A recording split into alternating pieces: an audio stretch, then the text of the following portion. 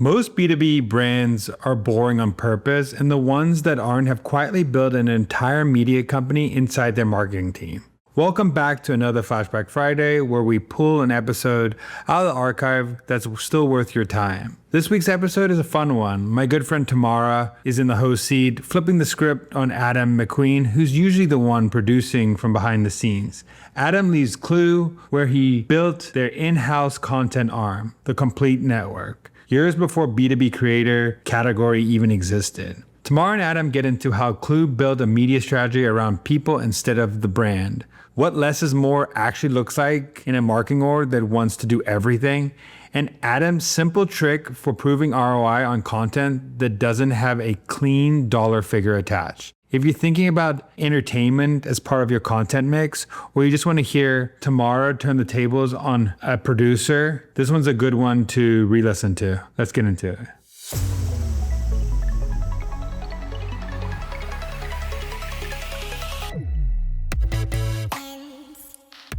Adam, welcome to the show. This feels weird. I shouldn't be on this side of the microphone right now. What's going on?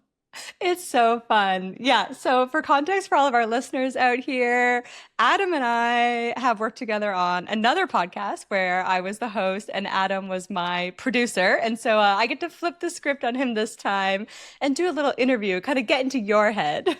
I know. I feel very awkward. I feel like on the other side, I have all the power. I get to ask all the questions for you when you're a guest on the show, and then your own show when we're the producer, we get to just kind of dictate the terms, and you have to say all the smart things. Like there's no sweat off my back. But now you've put me on the spot, so I'm excited. Now I'm in driver's seat. Yeah, I'm going to drive absolutely. us. So I think, it's a great context because that's why I wanted to have you on the show today. So you work at Klue. I think Klue is one of the best companies building the best kind of like B2B entertainment out there. And I don't just say that because my show is one of those shows. Maybe a little bit. Maybe a little, but I think we would both agree that most B2B brands are super boring. They're not entertaining to watch. Maybe they come out with like a product trailer that's entertaining, but they're certainly not thinking about media from an overall entertainment perspective. And, for years now, I think you guys have gone the complete opposite direction. You've actually built an entire in-house media arm called the Complete Network. Take us back to the origin. What was the spark for that? The origin. Oh my gosh, this is so many years ago now, and I have terrible memory. But I'll do my best. So I remember as I joined Klue, we're in sort of this competitive intelligence category. Product marketing kind of is one of our like core ICP, and I guess one of the biggest things that I started to learn quickly on the job in content, and this isn't like anything new, but like sort of the best content out there, like even back then, what this had been 4 or 5 years ago, like kind of the Gong playbook was just like teach the audience something they didn't know. Within their realm, you're going to earn sort of this kind of like mind share. You're going to earn currency and people are going to gravitate to that brand.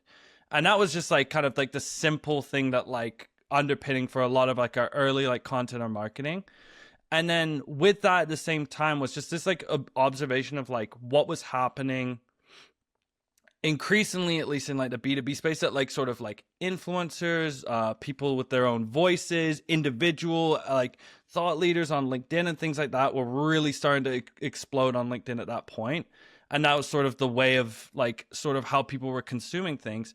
And so from sort of this was mainly like Katie, my boss's perspective was like, we need to just, it started with just like, we need to consolidate everything. Like there's some thought leaders here doing some good stuff. I see someone's running a course here. There's someone that's like doing a newsletter. Like, how do we help consolidate this in one place for like product marketers or people in competitive intel trying to understand like what they should do?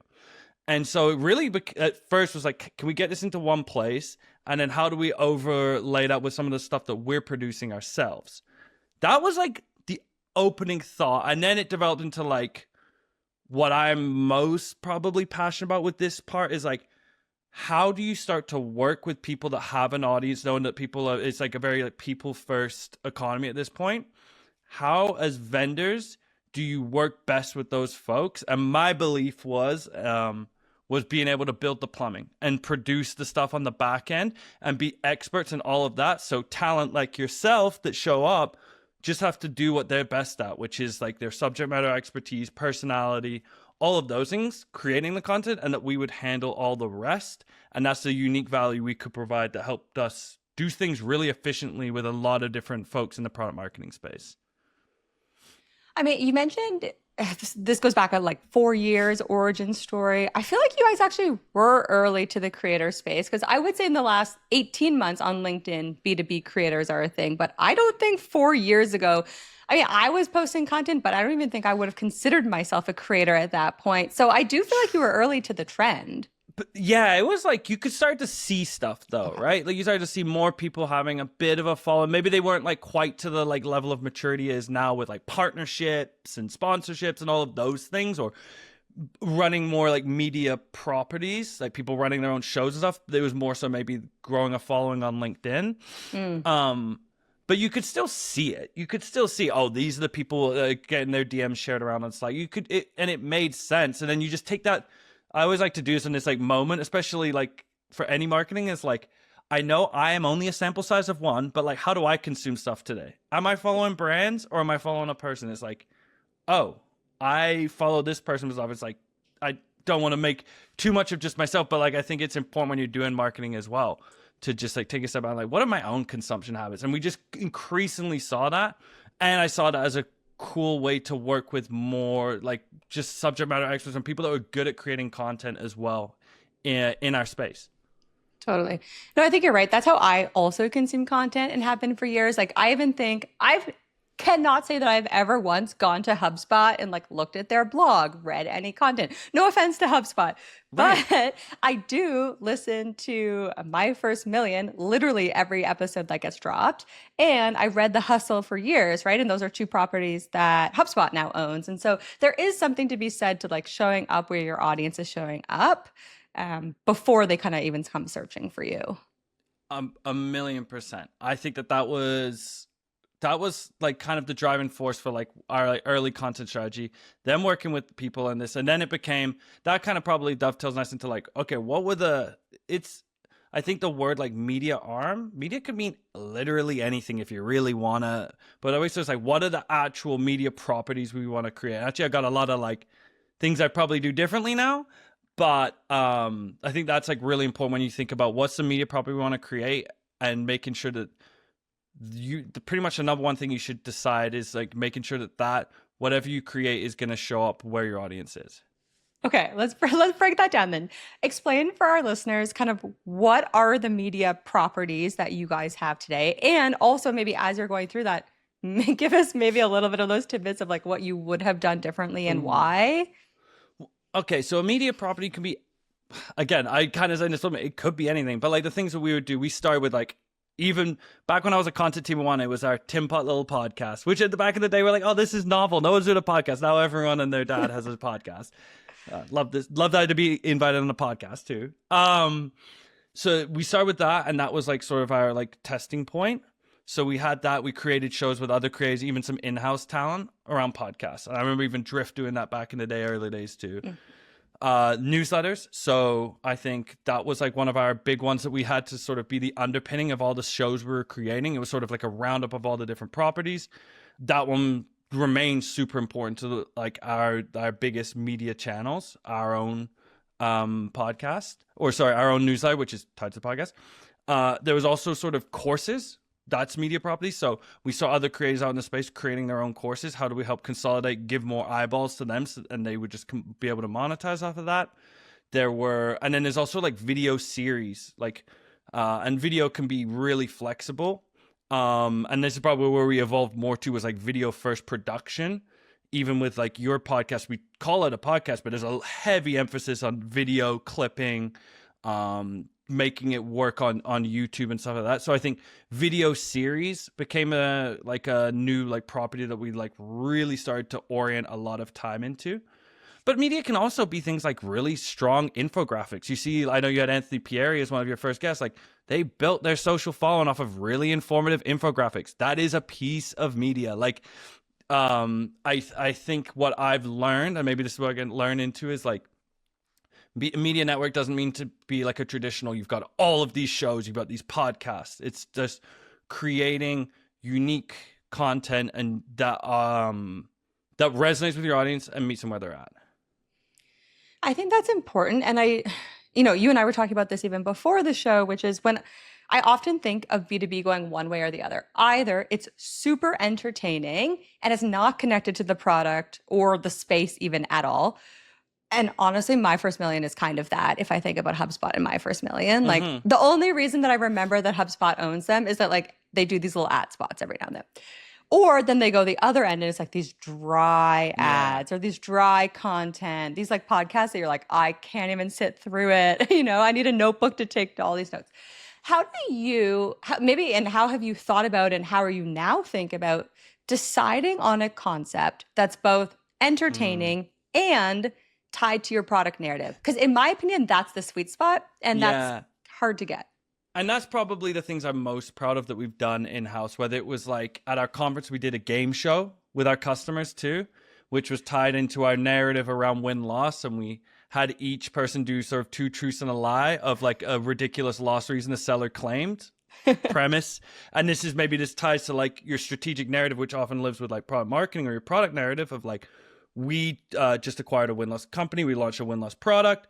We wanted to push that problem or concept into the market. Really simple. And we had our customers do so in a unique way. It's like, don't rely on your sellers for why they want or lost a deal. Use Klue, use win-loss, but do it in a fun way. So like that format really like helped. I think it's all starts with on those things, and the ones I'm like most proud of that probably showed up most in sort of deals to revenue or like pipeline people coming in would be the things that we created that were anchored off of like really strong strategic narrative, product narrative, or even just like, what do we know is a really big business priority right now? And so I'd say with that is you can't do any of the entertaining creative stuff, in my opinion, well, unless you have guardrails. I always like creativity. You need to be put in a box before to be creative. Like I will refuse to show up to a meeting if you're just like, Adam, show up and we're going to do a brainstorm. Like, no, girl, bye. I'm not doing it. We need to be put in confines and then create real creativity shows. And I think like tight messaging gives you that box to play in. That's number one. Have that. If you don't have that, then you've got bigger problems, like with not problems, but you have bigger things to sort out within your marketing. Yeah. And then from the creativity side and like getting the entertainment side, I mean, that's really up to the individual. One, knowing your audience, but two, like, what would I care about? What would I give up 5 minutes of my time to like watch or tune into? And I mean, I feel like this might be like lazy advice for people, but just take a step back and be like, would I consume this? Would I read this? Like, would I be into that? I honestly give this advice for everything in B2B marketing because I'm always so torn because so many people are like, you can't learn from B2C marketing for B2B marketing. And I disagree with that because I'm like, at its core, we are all humans. And so what I like to do is I like to just understand like, how are I making decisions throughout the day? Like, how did I decide what to order for lunch today? Why did I choose that shop over another shop? What podcast am I like constantly listening to? Why? And so I do think you're right. And maybe what we could do is actually use like a little case study here of the Ready for Launch show, because I think we each, probably you and I, have unique perspectives of like how we came to life with the show. Maybe you could walk us through like how you guys were thinking about it from a business perspective. I could share how I was thinking about it from like a creative entertainment perspective. How does that sound? Yeah, let's dig into it. This will be fun because there'll be some like tactical stuff too for folks as well, and like more the nitty gritty of like kind of executing well. And this is a good example of like there's different types of content. I would say what we did with you guys. So for folks that know, Ready for Launch show with Tamara, Andy, and Oaks. Three great product marketing voices, and they would just break down like different types of product launches that were themed, like best pre-internet launch or best AI launch, all these different things. They would compete with one another on what it would look like. And I thought from Klue's perspective and us producing media, the way I looked at it was, these are three people that I think are, one, we had good relationship with. So we had existing strong relationship with you. Two, I I look at folks that I want us to work with, do they get content? There's some people out there that I'd say have good followings that, and again, this is where it's all subjectivity and what's your flavor. I believed all three of you create good content, and you can have that, like, okay, this is someone that I think we could do something with. 3, obviously, like following. Do you have the right following? I think that's also an important one. Don't just go chase someone that has 100,000 followers. Have someone that you're looking in the comments and there's other people in product marketing, for example, for us, in your comments, like having the right following. Those would be like 3 of the big like criteria. We were like, this is why we want to work with you guys. And I know you were doing kind of other collabs with one another already. Yeah. And then we looked at it as like, this one was probably more of like the brand play. Like, I think we didn't bring Klue or the problem we solved quite as much, but we knew through association that we would bring in the right audience anyways, produce the best content possible. And this was actually our first one of going podcast, but really emphasizing on video, from thumbnails to segments to clips to everything around that. Like, how do we make sure video is prominent in what we do? And so it was probably more that than what we just talked about like that weaving a perfect narrative into the property you're creating. Yeah, I agree. And I think it was so fun to produce on our end as well. From our perspective, when we were like, okay, same as you, were like, great, a partner that we want to work with, that we believe in. Also, the 3 of us as creators had relationships. And what I thought we had unique was we didn't want to create like a traditional interview show. There's so many of them. They're amazing. We're like, what do 3 of us have that's a different dynamic? And talking about inspiration, we all loved My First Million. This is not an ad for My First Million, although I've dropped it 1,000 times today. You can get Tamara's promo code at Tamara20 in the show notes. Exactly.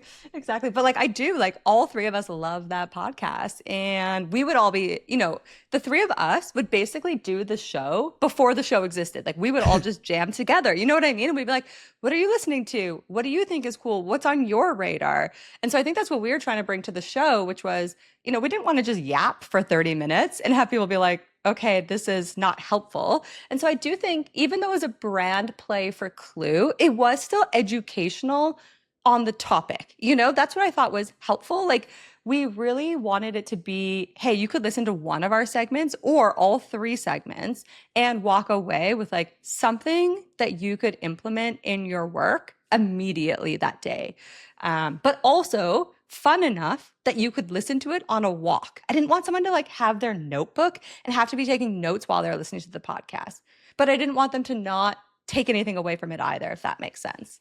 Absolutely. I think it was cool because you all brought like examples, and I always work best with examples, precedents for anything we're doing. I'm like, let's go find inspo to start with. And that's like what you anchored everything on, which was what made it like really, I don't know, memorable. It made it fun. It made it lively because people might have different perspectives on the same example you brought to the table too, that it was like less so just like, hey, give me advice on something. It was like, hey, this is an example I hate.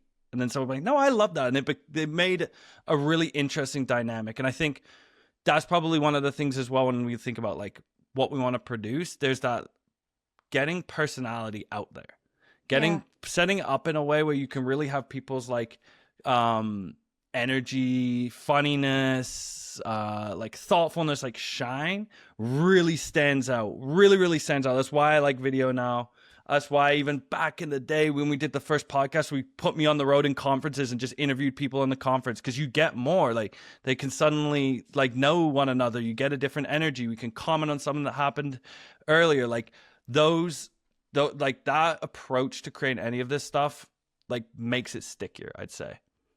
I would agree. I also think we did something unique with the show from a distribution perspective, which isn't always available, but I see a lot of companies create amazing content. Even I think like MailChimp has like MailChimp Presents, and they have a lot of amazing media that they create.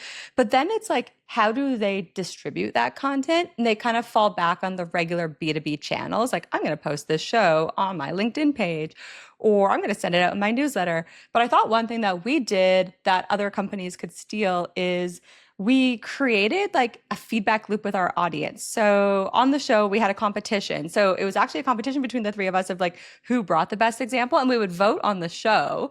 But then after every episode, the day the episode launched, we would all three, plus Klue, so it was a coordinated brand and creator effort, post on LinkedIn and ask the audience to vote. And we got a lot of engagement that way. We got feedback on what they wanted to hear in the next episode, which I think allowed us to create really interesting topics and examples. But it's like instead of just dropping it on one traditional channel, we were able to leverage at least 4 channels. Plus, if you think about the employee channels of the Klue employees as well, like. And this is what I love that part too. Like I always wanted that loop in, and I like that having the audience vote. Because we all know that like any like true like user generated content or user feedback, that's how something really, you've got something that's latching. You can't really manufacture virality or reach. You really have to earn it. And I'd say doing something a little bit like creative like that. I think another thing that like worked with us that I liked was we built.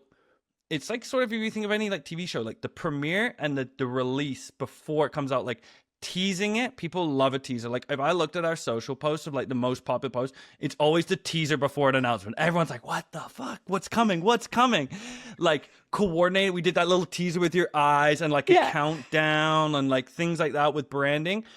Doing those little things really like elevate it. And that's like thinking through distribution a little bit more thoughtfully. And what I would say is you're only able to kind of think about those things if you have a really good system underneath where you've committed to what I always call like build the plumbing, which Grayson did a really good job of on our team. Was like, okay, every episode we're going to, like you said, the standard distribution, but you really have to be committed to it. It's going to be in a newsletter. It's going to be these amount of clips, individual clips for each of them. Here's how we'll share it. Like if you get that system dialed in really well and you're locked in on that, now you've freed up headspace, especially if you're like, we're a really small team. We don't have a lot of headcount on that doing this kind of stuff. So other folks can take this, build that in, and now you're freeing yourself up to be like, okay, let's take a beat. We're doing this show. We think it's unique. What are the ways that we have a split second to capture more attention for someone?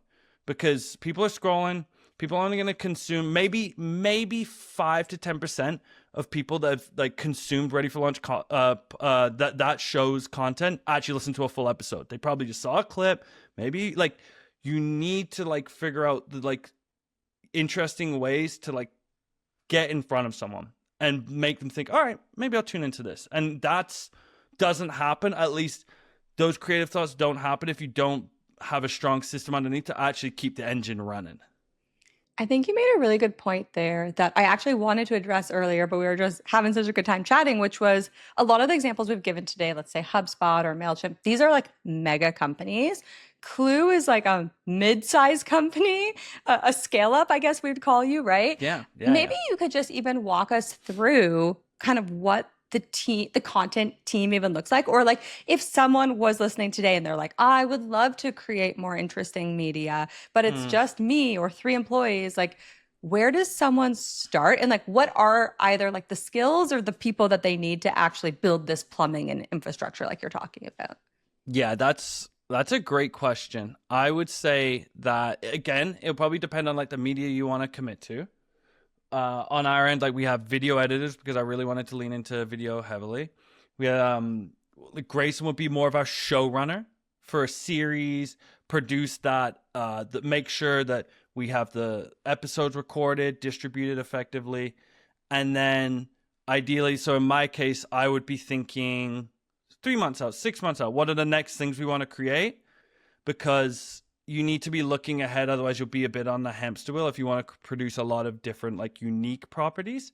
But I would say for team structure, if you just want to like eat the elephant and just produce one thing first, to go through, you need to have like a strong, I think, what's the concept for whatever we want to create, whether it's a series, whether it's a newsletter, like what's our why? What are we looking to accomplish? What would the audience get from it?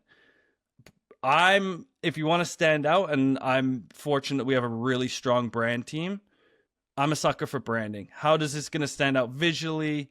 How is it going to stand out? Like everything, like what we did with you and with other creators on the shows, we have our brand lead come through and kind of walk through sort of the brand process. We're going to build animations. We're going to get an idea of like your vibe, like what we want this to feel like for folks. How do we really capture them? So the like branding element, that doesn't mean you need to go full bells and whistles there, but really think about that part. Like, how are you standing out visually? And then it's, okay, what are we committing to? What are we definitely producing? And I would say my best piece of advice that I wish I would have told myself earlier, and I would do now, and we did it with you, was like if you're going to do like podcasts or videos, pre-record everything before announcing to the world, at least like half of what you're committing to, because there's nothing worse and nothing stunts like quality of content or thoughtfulness of distribution once you're on the hamster wheel and you're like, shoot, I got to go record another edition because I'm due for one next weekend. Like, bag them, bank them, be like, these are the 8 we're going to commit to. Do them before anyone even knows that this is seeing the light of day.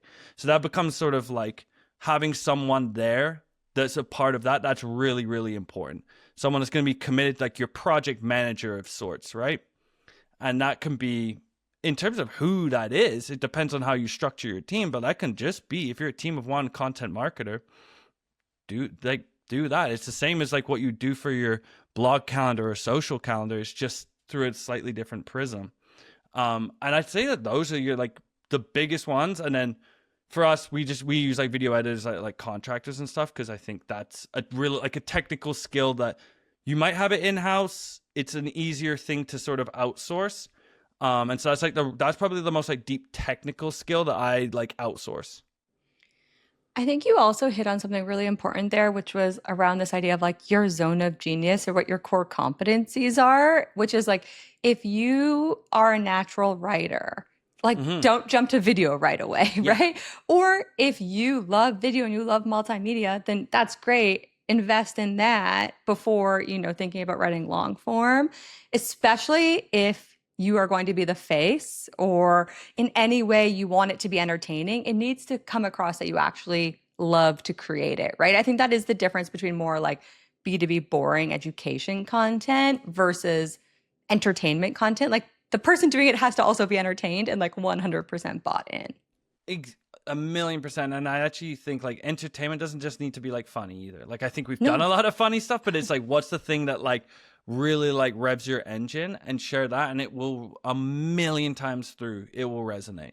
Yeah. I mean, I don't think I have a funny bone in my body, but I have a lot of passion and I get like amped up, right? I'm like the Energizer Bunny. And so that's always my thing. People can tell when I'm like full on versus if I'm not really into it, right? 1,000,000%. And I think with all of this, it's really just like, I know we're calling it like and I'm really proud of a ton of the things we've done with the media network, and we're giving advice to people if they want to do their own media stuff, but really it's just a different channel of producing content. It's just shifting. If you have X amount of resources doing that, what if you just shifted it to do this? Like it's a lot of the same principles apply. It's just looking at things in a slightly different way. I know that probably what comes up with a lot of folks that have asked me before about what we've done, like there's a bit of an attribution game. Like, oh, how can you prove that you just shot a mini movie at a conference and that is worth doing over a bunch of like SEO stuff that has like or ebooks have discernible metrics? We could get into that part. That's a fun part to do. But I just think that you can apply a lot of the principles that you learn in content anyways. A lot of teams are lean. How you repurpose stuff and like how you distribute is just looking at the media property you create can just be different. Yeah. I think that's right. Any final advice on that topic though? Like what if someone's bought in? They're like, I understand that this is complementary. And I don't think, again, we're not pitching here today like, don't do educational content. We're saying, hey, as part of your content mix, you might want to consider some more entertaining media. If someone feels that way, they feel like they could maybe start on their own or with a contractor, but it's like their leader that maybe is not bought in, or they are getting that pushback of like, what's the real ROI here? How would you encourage them to kind of champion to even be able to like do a low risk test of this? That's a really good question. I think getting that approval from someone, from your boss, if there's like budget required, or even like, I'm going to put time into this, why should I do this? I'd say two things, and this could be a little blanket because it depends on who like your leader is and what they value as a marketing leader too. But like, one, whatever you're thinking of, find great in that space. You want to do a podcast, go find the best podcast by a B2B company. You want to do a like video, even like product walkthrough series, like go pull Notion's product, like go show what the end could look like. This is what I'm striving for us to do in our domain. Again, it's super hard for folks, especially get higher up the chain. Like, you need to just paint a clear vision of what you're looking to accomplish is. So I just go find whatever your like desire. Like, someone might be listening and be like, oh, I want to do a game show, whatever. Go find the best example so you can paint that picture. And then the second thing you accompany with that is that what we mentioned, making sure that your pitch or whatever here is like tied to the strategic narrative, product narrative, whatever like the important go-to-market message is for that quarter, for that year, tie it to that. Otherwise, you're just making stuff for vanity anyways. And so if you can hook them in with like, look at how good this is, look at this output, do you want something really strong like this? And what we're also going to do is weave in what we understand to be like the narrative we're trying to get to market. You do those two things, yes, you're going to have probably follow-up questions of like, how much is it going to cost me? How are we going to prove it to be successful? Those things are ancillary to getting buy-in for those first two pieces. And if I give one tiny little tip that I do, this is really basic. Anyone could do this tomorrow on proof of ROI, is one thing I do every single quarter is throughout, I'll do it maybe every couple of weeks or so. I go through gong calls. I screenshot anything we get on LinkedIn, anything that any of our CSMs or A's are sharing from us. I pull it all and I'll put it into a doc. And then I put in our quarterly roll up. I have a thing I call the trophy room. I stole it from someone way back in the day, so I can't take full ownership. But then I will have trophy room. Here's one of our and it's all around our media properties. So when we shot our mini movie, you're not going to see true dollars and cents from that, but you're going to see hundreds of people sharing it, DMing it, sales leaders chiming in, people being like, I never heard of this, I want to learn about Klue.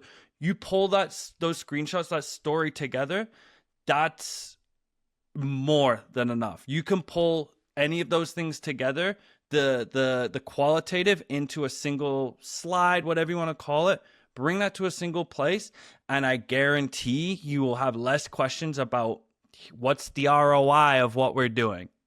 Yeah, I love that. I always used to tell people on my team, like, this concept for anything that they're working on is like literally anytime you get a Slack message, you get a customer email, you get like someone who's just giving you props, screen grab it and put it in a win folder. And then when your performance review comes up, when your quarterly planning comes up and you want to ask for extra budget, extra resources, time off, you have all of these wins. I love that. The trophy. Trophy room. That's awesome. Okay, we're gonna wrap up this conversation, even though this has been so fun. And we like to end every episode of the Marketing Millennials with one final question. So, Adam, what is one marketing hill that you would die on? Oh, you know what? I was thinking about this. Oh, I'm gonna be so basic, but I truly believe it. And this is so basic. I hate, my skin's crawling saying it's so cliche, but less is more. Less is more. Like, and I'm so guilty of this too. Like, oh, and we could do this and we could do that and we could do this. And this is so my domain growing up was content and now product marketing. Even within your function, it's so easy to balloon and do too much. And then you're just doing a lot of stuff superficially and mediocre, like in a mediocre state. And then even as like a marketing team as a whole, if you just anchor on one or two things that you really focus on, I guarantee you the quality will be better. And that laser focus allows you to then do the creative work or the strategic work that like levels up whatever you're doing, because it's less of a checkbox like, oh, frig, I need to get that customer newsletter out, or, oh, shoot, I had to do this. It's like, all that matters is this. Let's spend time. We are collectively aligned on this. Now we can do my favorite thing, brainstorming. How do we do this creatively? How do we get this out to market? What are we doing with this like, what's the media prop we want to create? And you anchor it on 1 to 2 things, probably tied to your strategic narrative, product narrative. Less will always be more. Guaranteed. I love it. I buy into that. Well, thank you so much for coming on the show today. This was so fun to turn the tables on you. But why don't you tell everyone where they can find you, maybe where they can watch some of this amazing content that you and Klue have produced? I'm Adam McQueen. You can find me on LinkedIn. Don't find me anywhere else on social media. I'm just a lurker on other social media channels. And then go check out Compete Network. We put a lot of this stuff on Klue's YouTube as well.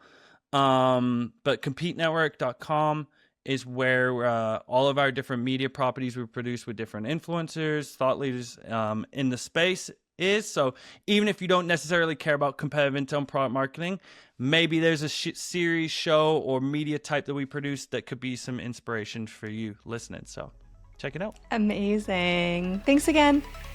Thank you.